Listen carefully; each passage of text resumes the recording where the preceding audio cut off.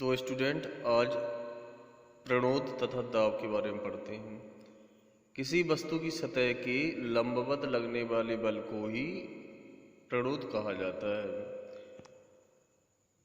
यदि कोई लकड़ी का गुटका मेज की सतह पर रखा है तो वह एक बल मेज पर आरोपित करती है जो कि मेज की सतह के लंबवत होता है।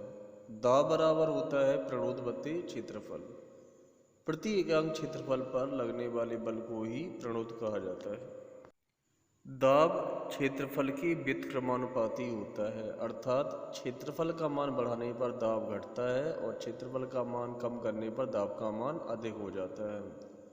उदाहरण के तौर पे देखें तो जब मनुष्य रेगिस्तान पर चलता है तो उसके पैरों का क्षेत्रफल कम होने के कारण शरीर का पूरा भार पैरों पर पड़ता है, जिससे उसके पंजे रेत में धंस जाते हैं। जबकि ऊंट रेगिस्तान में आसानी से चल सकता है क्योंकि उसके पैर का क्षेत्रफल उसके भार के अनुरूप होता है, जिसके कारण उसके पैर रेत में धंसते नहीं हैं।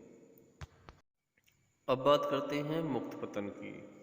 यदि हम कोई वस्तु पृथ्वी तल से कुछ ऊंचाई पर ले जाने के बाद छोड़ देते हैं तो वह वस्तु पृथ्वी के आकर्षण बल के कारण नीचे की ओर आने लगती है। इसी अवस्था को मुक्त पतन कहा जाता है।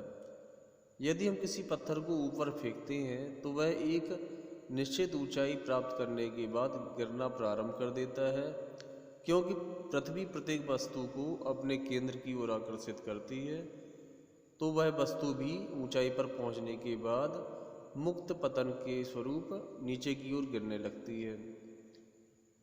अब बात करते हैं तरलों में दाब की। तो हमें पता है द्रव्य की तीन अवस्थाएं होती हैं, ठोस, द्रव एवं गैस। तरल उसे कहते हैं जो बहता है, यानी कि लिक्विड होता है, और गैस जो होती है वो सभी दिशाओं में फैल जाती है, और ठोस अपने भार के कारण किसी सतह पर दाब डालता है। इसी प्रकार तरलों में भी भार होता है। जब किसी तरल पदार्थ को किसी बंद बर्तन में रखकर उस पर दाब डालते हैं तो यह दाब उस द्रव के कारण चारों दिशाओं में फैल जाता है, जिससे बर्तन की सभी दिशाओं में बल कार्य करने लगता है।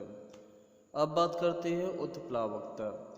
जब कोई वस्तु पानी में तैरती है या डूबती हुई तैरती है तो पानी द्वारा ऊपर की ओर एक बल लगाया जाता है जिसे उत्प्लावन बल कहते हैं, जिसे इंग्लिश में अपथ्रस्ट बल कहते हैं। वास्तव में किसी तरल में डूबने के बाद सभी वस्तुओं पर एक उत्प्लावन बल लगता है जो कि तरल के घनत्व पर निर्भर करता है।